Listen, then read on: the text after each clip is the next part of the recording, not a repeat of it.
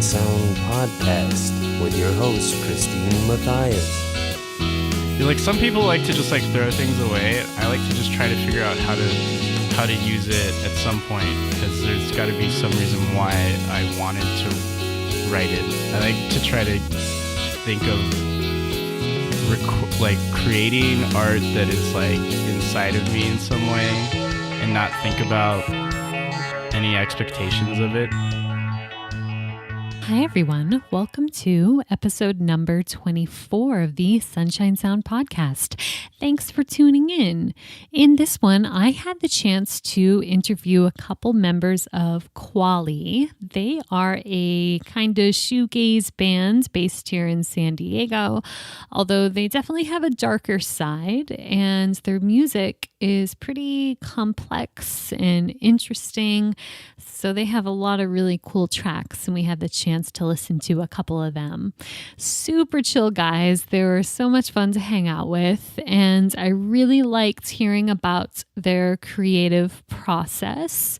I liked hearing how Isaiah kind of has this really long-term vision of his band and this music and the future albums, and how he's able to just kind of trust that process is going to work out, and that the music is going to kind of flow out of him when it needs to. I mean, this sounds kind of maybe a little, kind of hippy dippy, but I not in the way that he puts it though. And I totally get what he's saying. And in a way, really, it makes me kind of reevaluate my own creative process, and how sometimes when you rush things, you feel like things need to just get done.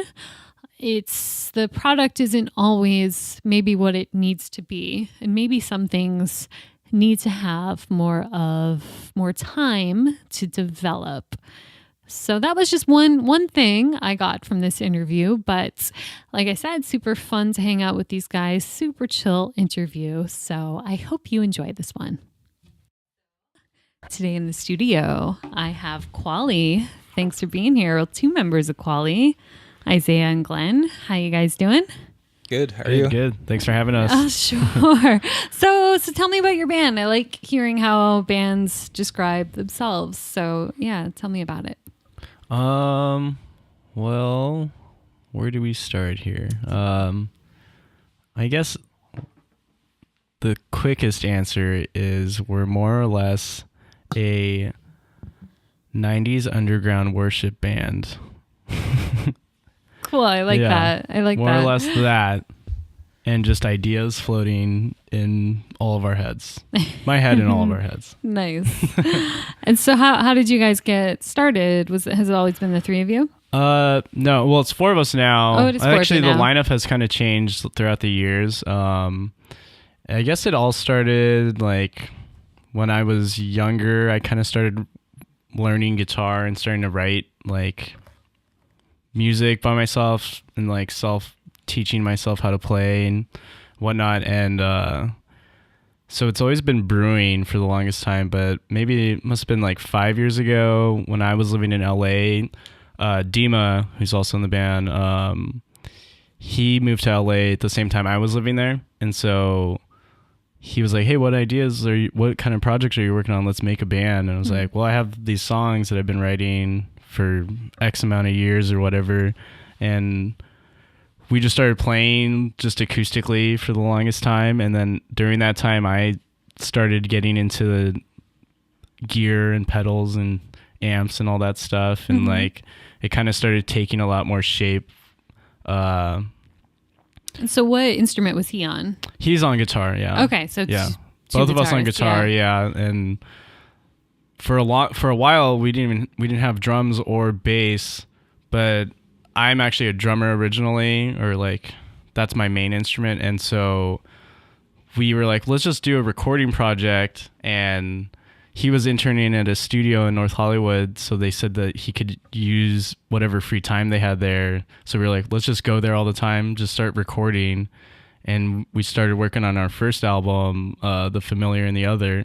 And during that time, we had like some other bandmates I had in a different band in LA called Colony, and they were holding down the rhythm section during that time, but for recording it was like me and Dima for the most part, which was kind of cool. And where did you play drums on that album? Yeah, on that album I played drums, yeah. And then bass for most of it, except for around that time was when I moved back to San Diego, and my good friend Tyler, he started playing bass in the band, so he also did some bass for that and like backing vocals and stuff. Nice. Mm-hmm. Yeah. And so are you originally from San Diego then? Yeah. Mm-hmm. Yeah, cool. I moved, or I guess technically I'm from Chicago, but I moved here when I was like 8, so I was like born in Chicago, raised in San Diego in like North County, and I lived in LA for about a year and a half, and then moved back to San Diego, and then that's when wasn't Glen. very long. Yeah, it wasn't that long. Yeah. And then when I moved back to San Diego, that's when Glen and Tyler joined the band, and that's when it kind of started. We started playing out and playing shows and stuff, which is funny because our first show we ever played was at the Che Cafe, and we opened for this band, Defiance, Ohio, which is like a folk punk band. But they were like one of my favorite bands when I was in high school. So it was like a weird like opportunity to open for them, even though we were like a shoegaze band. Yeah. How did you get hooked up with that? My friend Matt, who he does this project called Neutral Shirt, and he's also in this band called Kids, which I think they're kind of still a band. I'm not too sure, but he used to love my old folk punk band from high school and asked if we could play, and I was like, we don't play shows anymore. We don't do that stuff. Gotcha. But we have a new project, and he's like, all right, go on. Nice. Yeah, nice. yeah. So you're still using those connections from high school. That's Yeah, cool. Yeah. So how did you guys meet? We met, actually, our bands went on tour, like maybe 10, was it? It was like 8 years Yeah. ago. Yeah. We were both in different bands. What were those bands? I was in Primitive Noise and he was in Colony, and we both played drums, and then that's when we became friends because we bonded over playing drums and basketball. And basketball. Yeah, because And cigarettes. yeah. So yeah, but when he had the first Quali show booked up, him and Dima had been working on it for a while, and him playing everything. And I remember him asking me to. He had the show booked before he had the band together. Oh, really? Wow. Yeah, It's and then ambitious. he was like, "Glenn, you got to play drums," and I was like, "Oh, I don't know, I'm kind of busy." He's like, "Just do it." Were you still in another band at the time? Yeah, I was playing in a bunch of bands at the time. Typical drummer. Yeah, totally. And so then he needed help with the live show, and then ended up really liking it. So now I actually only play in this band. So Okay, cool. Yeah. And so how did that first gig go? It went pretty good, actually. It was pretty good for being a first show. Like nerves were as awkward as they always are when I play shows, but we actually did a pretty good job. And it's funny because one of our friends, he brought 2 cameras and filmed the whole set. So every once in a while I look back and like watch it, and I'm just like, damn, my hair was so short though. yeah, it's actually a pretty nice recording and video of the first show. He did a really good job. Yeah. Yeah. Nice. It's really funny. Yeah. That's interesting. I don't know if I'd want to watch a video of the first time playing with any bands. Yeah, I But it don't was like good. watching videos of me playing ever. Yeah. It's kind of hit or miss, right? Right. Yeah. Yeah. It's just like, it's cool to, I don't know, a lot of the time when I think of writing music, I just want to hear these things. And so it's cool to like go back and listen to either our recordings or watch live stuff, because I just want to try to pretend like I don't know the song and just like listen to it. You can have that kind of separation from it. Not really, but I try. So like in a band you said it started as like a recording project. Did you think that you were going to play out? Yeah, I think that it was inevitable, but I mean, it started as a recording project, and not having any knowledge on group, like personal individual tones, to the whole shape of like your band's EQ, to how effects work and how we wanted to like create whatever soundscapes, and like, you know, it was definitely a huge learning process, like trying to figure out that. And recording was cool because you kind of could like look at these ideas and sketches and then kind of like figure it out. And then as that's going on, I'm like, how are we going to do this live and that stuff. So even while you were recording, you were thinking about how you're going to do it live. mm-hmm.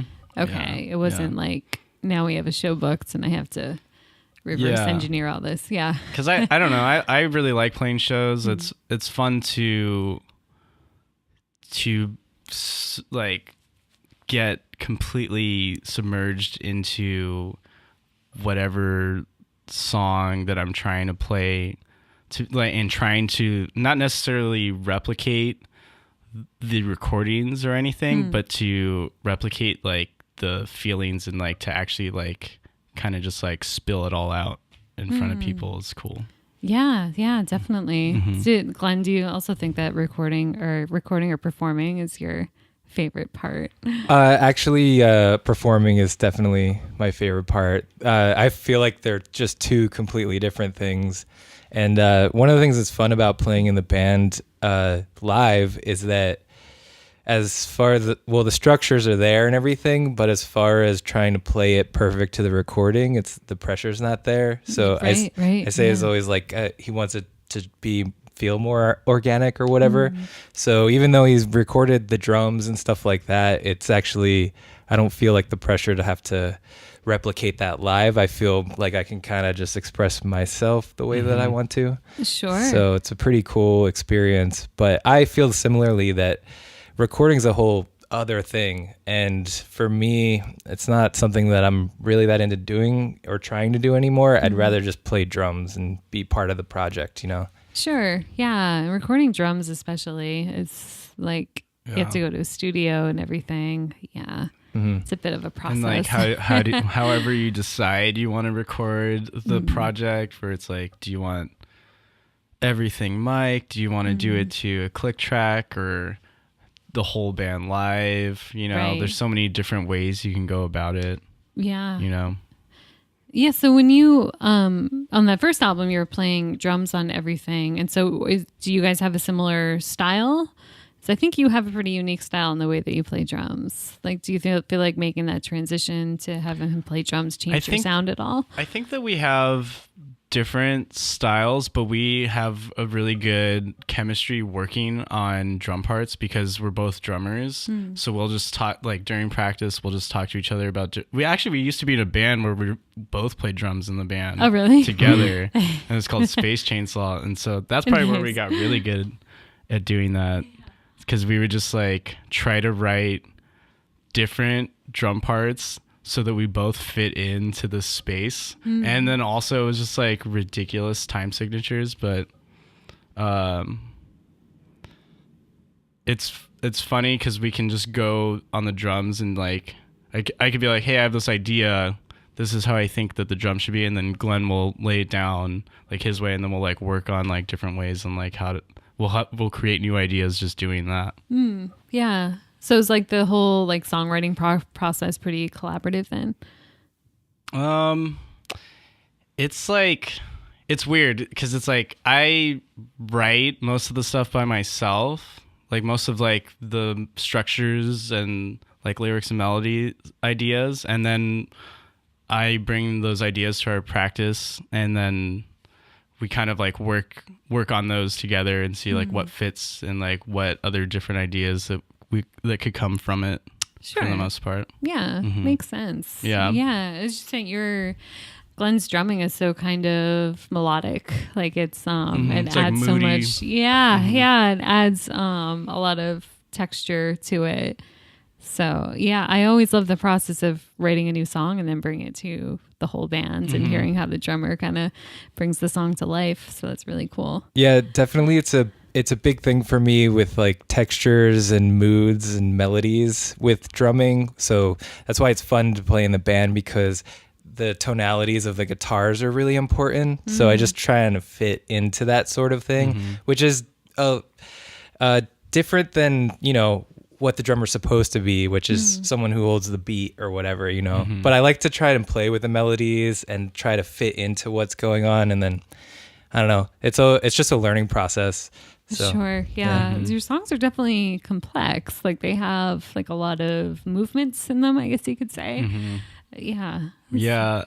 I think part of that was I kind of just think of how I like how Stanley Kubrick will do like 3-act movies. And I love that type of format. So sometimes I'll get stuck on trying to do something like that, or just have something really repetitive for a while, and then just like it opens up to whatever hook that everybody's searching for, but then just like take it away. I like that comparison. I can totally hear that in your music for sure. And so when you sit down to write a song, are you writing like all the movements or whatever you want to call it at once? Like how do these songs come together? It kind of depends. Sometimes it happens where things just flow just really easily, and then other times there are these ideas that I just have saved in my head for years, and I'm just like, maybe I'll use this at some point, and then I'll be working on a completely different song years later, and then go back to it and be like, I think this actually fits here. And sometimes it's just like moving pieces around. It's just like puzzle pieces, you know. Even with lyrics too. Like I just have like stuff just like saved, and then hopefully one day something comes out, or I'll look back at it and have an idea, you know. So do you have like a bank of unfinished songs and pieces of songs? Yeah. Yeah. Both of our albums that we have, there's parts. What's cool for me, like listening to them, is there's parts of songs where I'm like, oh, I remember when I wrote that when I was 17 years old. Wow. And it still feels like fresh to me, and it's fine. And I still have songs like parts of songs like that stuck now that I'm just like waiting for the right moment for those to work out. That's really interesting. But you kind of just trust that it's eventually going to come around and fit somewhere. Some people like to just like throw things away. I like to just try to figure out how to use it at some point, because there's got to be some reason why I wanted to write it. I like to try to think of like creating art that is like inside of me in some way, and not think about any expectations of it, and just like worry about what feels like me to myself. That's kind of hippie. Yeah, no, I get what you're saying. Yeah, I think it's just like sometimes when I'm writing songs and something's unfinished, like I'm concerned if I don't finish it now or soon, like it's never gonna get finished. But you seem to have a little more trust in the creative process. I mean, I think it doesn't matter. Sometimes I've been in bands where people have been like, the song's good that we've been working on, but it's too long. We need to chop it down. We need to do this. And sometimes that's cool, but like if it just felt like, if you weren't worrying about the time constrictions and you just like let it happen, like just like own it. That's you. That's like the shit you're working on, you know? Yeah. So do you think that your bandmates are pretty open to whatever you bring them? Yeah, they definitely have been. They've definitely been great to work with, because they're all just like down for whatever wacky ideas I'll come up with. Yeah, I don't mind playing a 12-minute song, and if people don't like it, that's fine. Yeah. Sure. Yeah. I mean, if it's 12 minutes and it's 12 minutes. Yeah. Your songs definitely are on the longer side, I would say. But it also makes it easier to write set lists, you know? Yeah, definitely. It's funny sometimes. Like I remember one time after we played a show, somebody was like, man, that was really good. Did you guys play like 15 songs? And I was like, no, we played like 4 songs.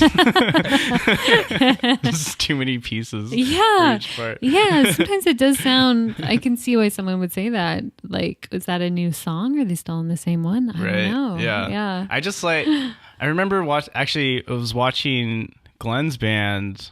What was that show?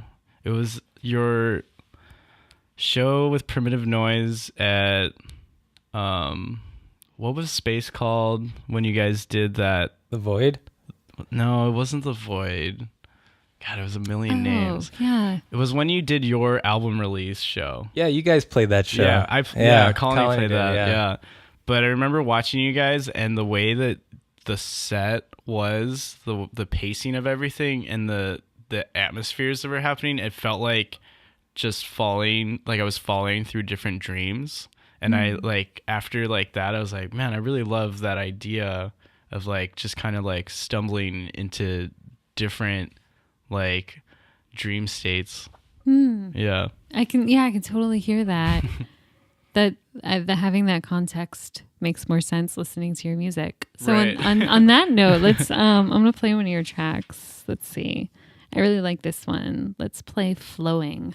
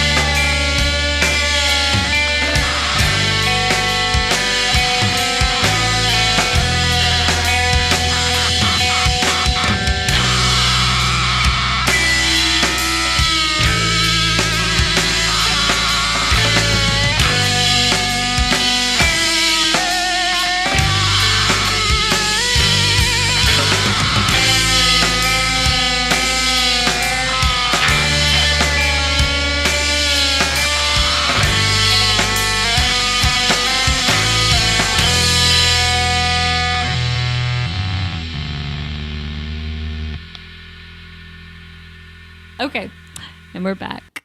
That was a really cool track. Even though we didn't listen to Thank it you. now, I did listen to it before the podcast. So that's definitely one that has like movements, like I was saying. Yeah. So where did you record that album? We recorded that one at Clear Lake Recording Studio. Is that what it's called? That's Yeah. where Dima used to work at. Oh, in West Hollywood? Yeah, North Hollywood. And so we actually recorded both of our albums there. And we good? Yes.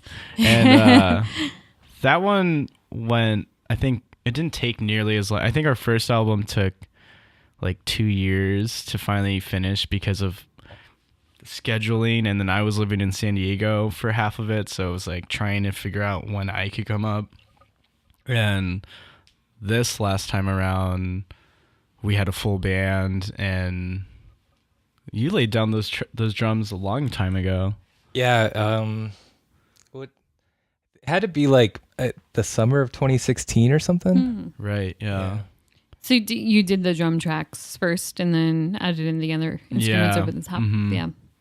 Yeah, I think that's like, well, for me at least, it's a main difference between the first album and the second album, because he recorded the drums on the first album and I did it on the second, and I feel like you can definitely tell that it's a different person, you know? Yeah, for sure. And when I recorded the drums for the first album, I didn't actually think too hard about what the drums were gonna do. I just, like, by the time we actually recorded them, I was like, oh yeah, I guess I'm just not gonna do too many fills and just like lay the beat. So by the time we were recording Glen's drums, we already had the songs really figured out, and they turned out great. His drums sounded crazy. Yeah. Yeah. But crazy, but it works. Yeah. Yeah. It was super good. And so, yeah, you're using a ton of cool pedals and creating all this texture. And so are you the only guitar player on this album? Actually, yeah. Yeah, because there was a point when Dima wasn't in the band because he was in LA and everybody else was in San Diego. So it was just like too much trying to come down all the time. So there was a point when we were just a 3-piece, and during that time was when we were recording. Actually, there was a point where we were just a 2-piece for like Oh, really? a while. A long time. Just the two of you? Yeah, we didn't play shows or anything, but we were just like, we're working on Awaken the Quietus and just writing and trying to figure out what our next move was. Sure. Yeah. And then when did you add in the bass player? So let's see. Dima left at one point, and then Tyler, our original bass player, he also left, and then we were without a bass player for a while, and then our good friend Josue, who I played in Colony with, he joined the band when he moved to San Diego, and that's when we started playing out again more, and then started recording the last album. Gotcha. Yeah. And then at some point you decided you wanted to add in another guitar player again? Yeah, well, what was it? Did Dima just move? He moved back, right? Yeah, he moved back. That was Yeah. he moved back to San Diego, and he was like, let's do it. And we were like, Nice. hell yeah, let's do it. Yeah, when he left originally, we just never replaced him. Yeah. So it's like you always held the spot for him or something. Yeah.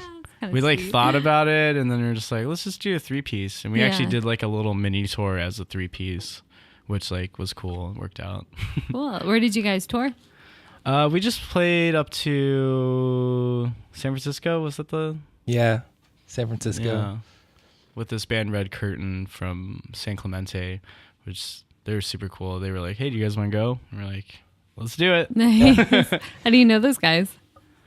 I How think do we know? I think that they just liked Quali, and that's how we got to know them, Yeah. right? They might have even.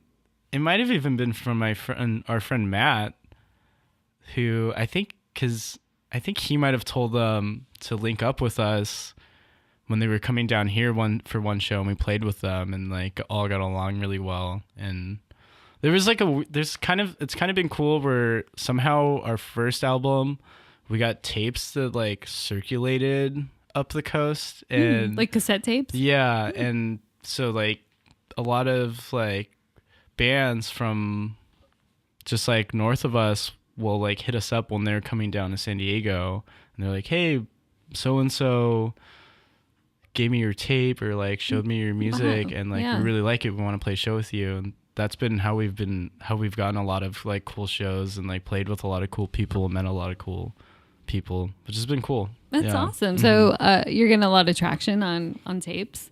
Yeah. Really? Yeah, Weirdly I've been enough, hearing more of that. Yeah, that's awesome. I feel like tape is kind of like, unless you have the money to release it on vinyl, like everybody just does streaming or Bandcamp or whatever, and it's like tape is like a cool novelty, and also it's like fun to listen to tape if you have a tape player.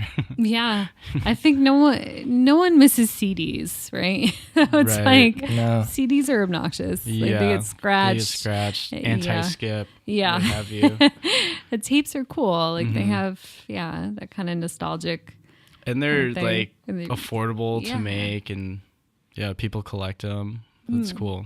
So did you have them made, or did you make them yourselves? For the first album, we made them ourselves, and then for this last one, our good friend John Blage approached us about helping us release our album, because we didn't know.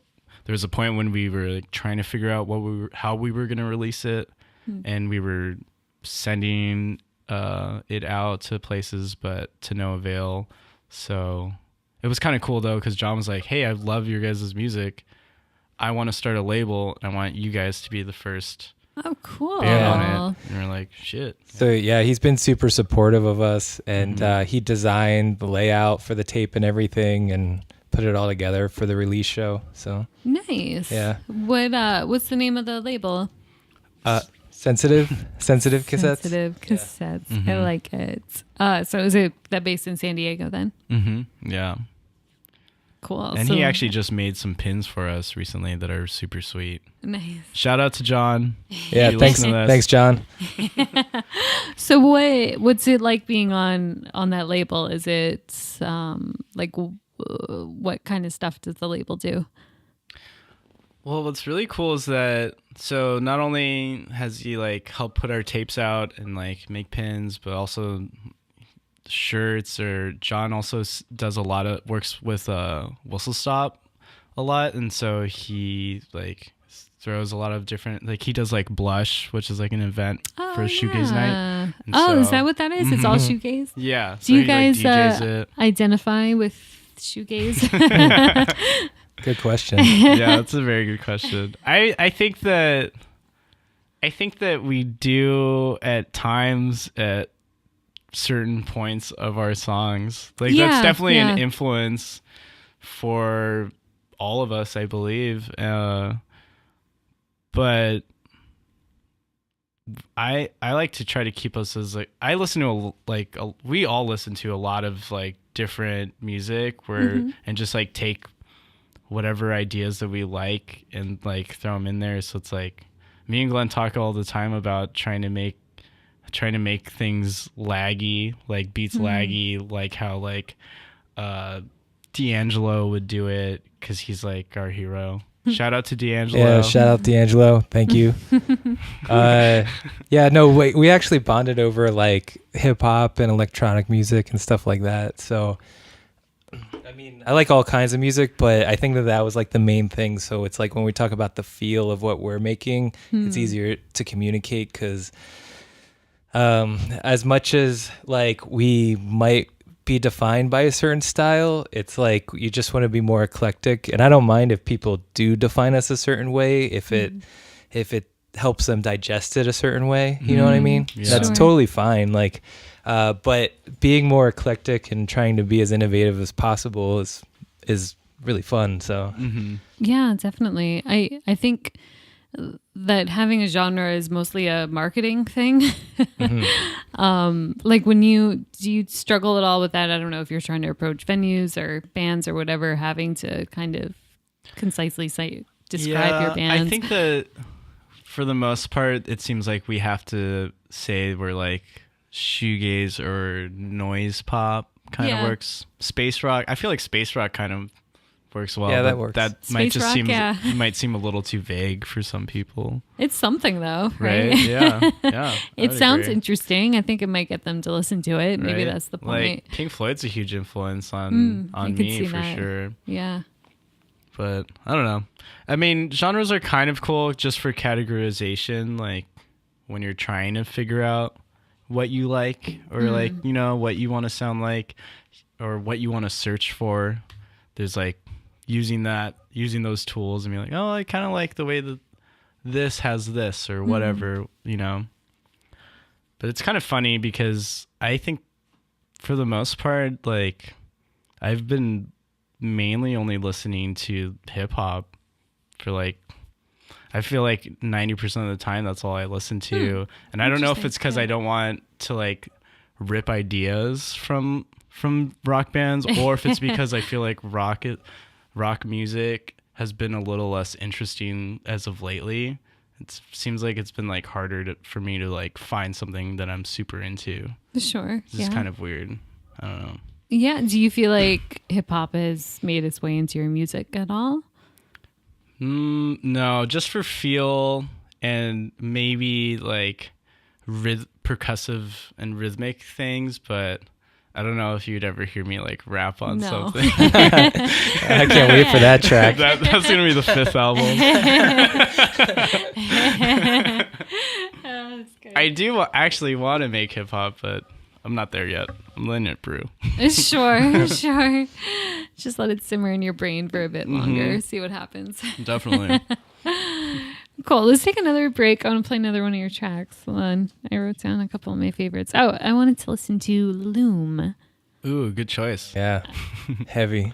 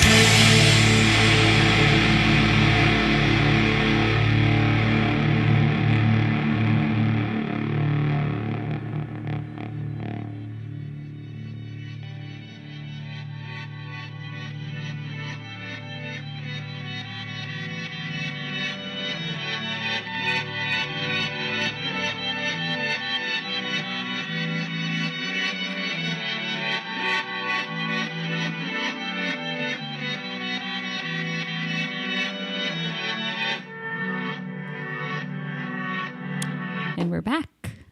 So I love that track too. I picked that one because I like how it has kind of a darker feel to it. It's kind of the heavier yes. of the songs on the album. I think sounds a little less shoegazy, I think. Yeah. Yeah.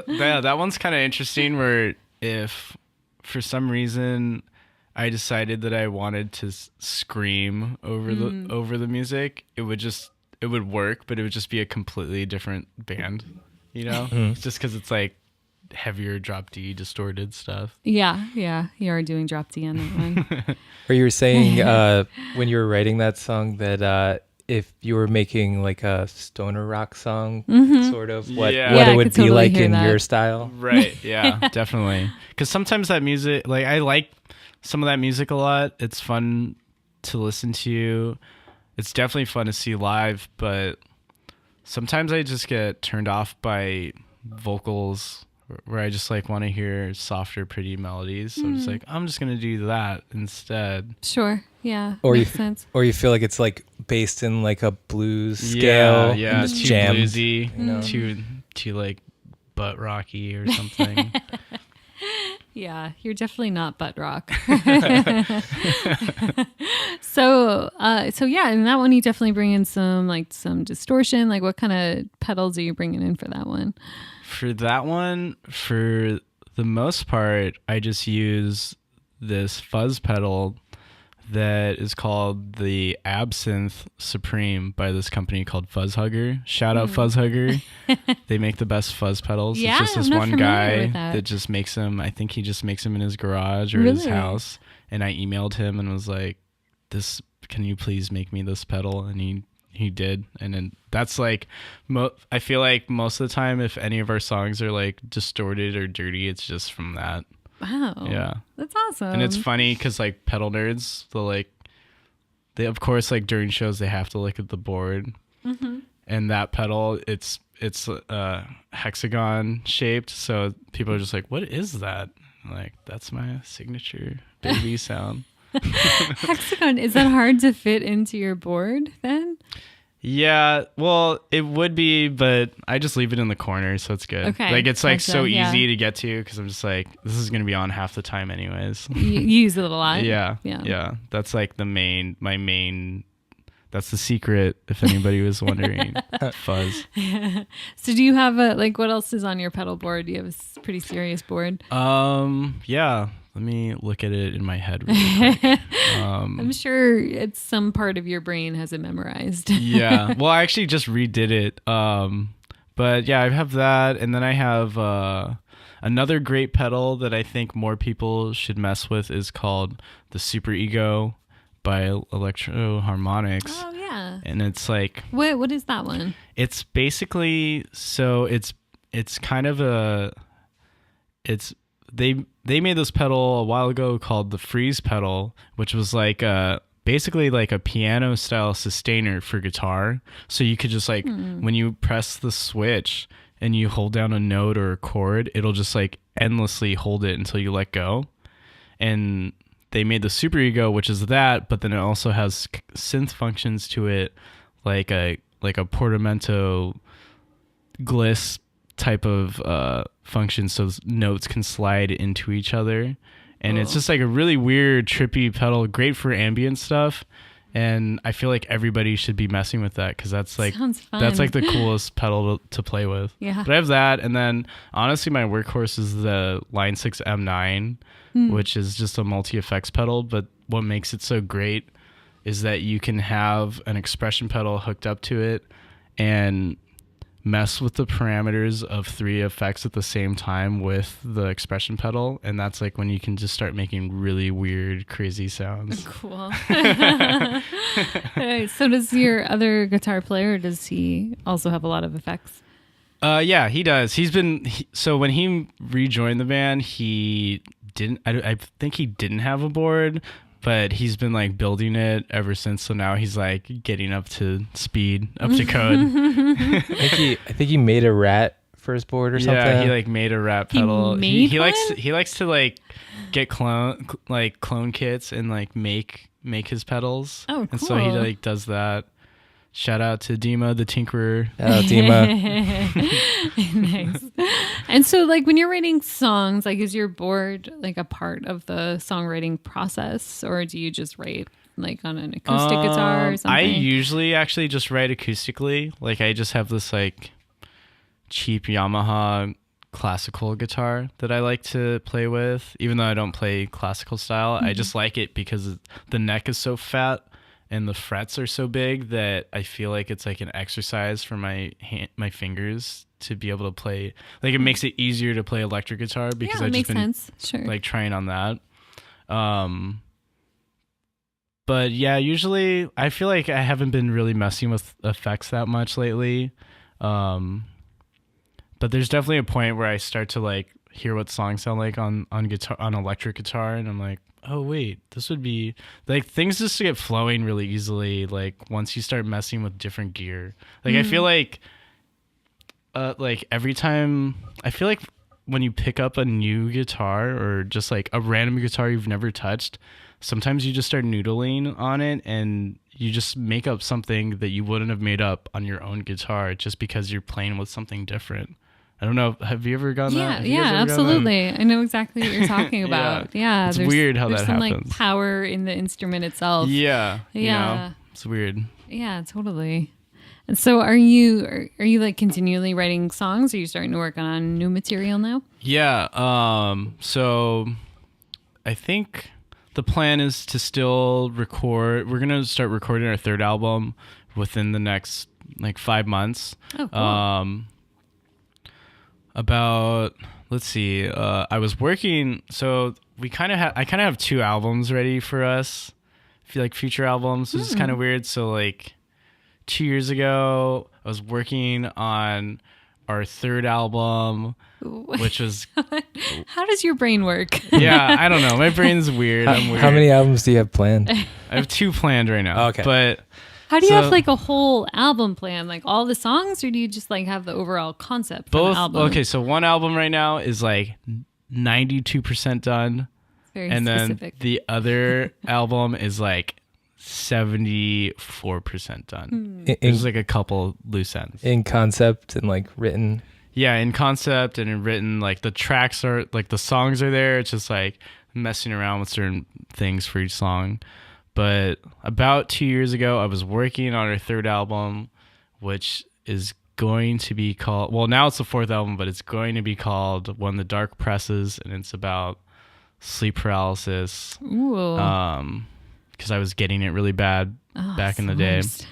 The worst. But while I was working on that, I went through like a pretty crazy breakup, and after the breakup, just had this like the next year I had this influx of writing, of course, and like wrote a whole another album's worth of material, and that got pushed to the third album because it's like felt more pertinent or something. Yeah, so you're taking these uncomfortable, shitty things in your life and turning them into albums. That's cool. Yeah, that happens sometimes, you know. Yeah, absolutely. Yeah, so like that happened, and that album's kind of, it's weird, like whenever we start recording it, it'll be like interesting to hear it because there's gonna be acoustic songs on it and stuff. Oh, really? And it's a little bit more accessible. It's not as many, like there's some songs that are like pretty like Quali-esque with like the different like acts in them and whatnot, but there's some more straightforward stuff, like even like a little more poppier, I would say, which is cool. I'm excited for it because it's like cool.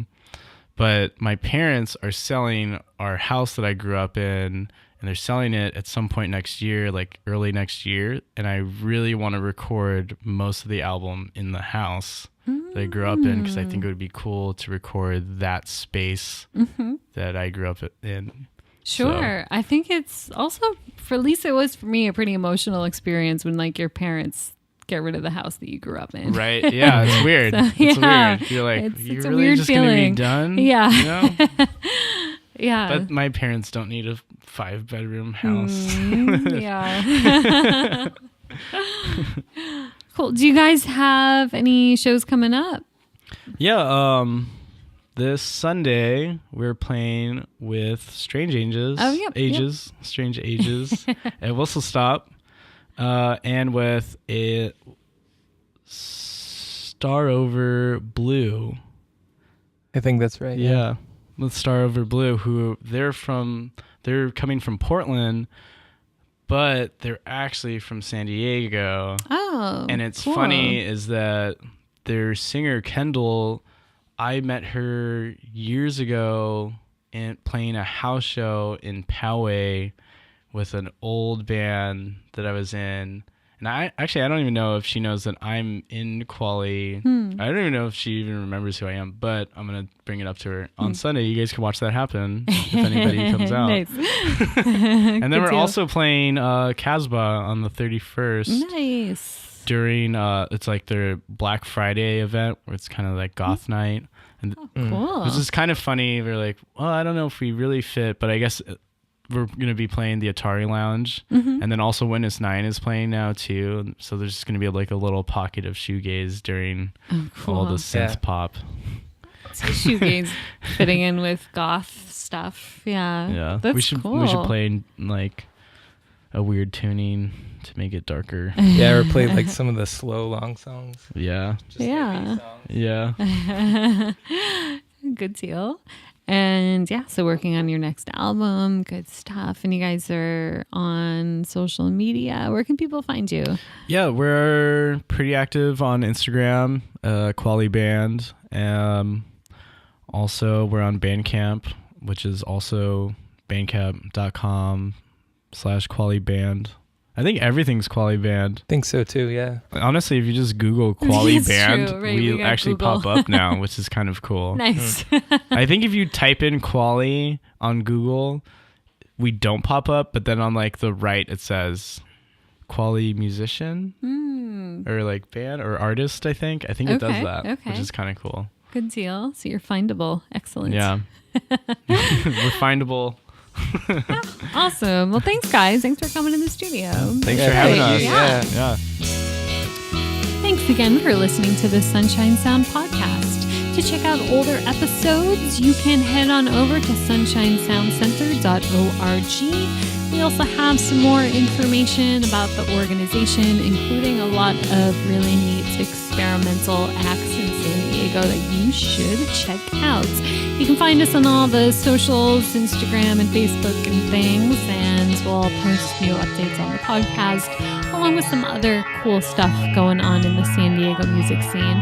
If you have any questions for me, maybe you want to recommend a guest, you have any comments about the podcast, you can contact me at Christine with a C at sunshinesoundcenter.org. And thank you to Tommy Bobcat for help with the audio engineering and also for providing that sweet theme music. That's all I have for you today, but thanks again for tuning in, and I'll talk to you again soon.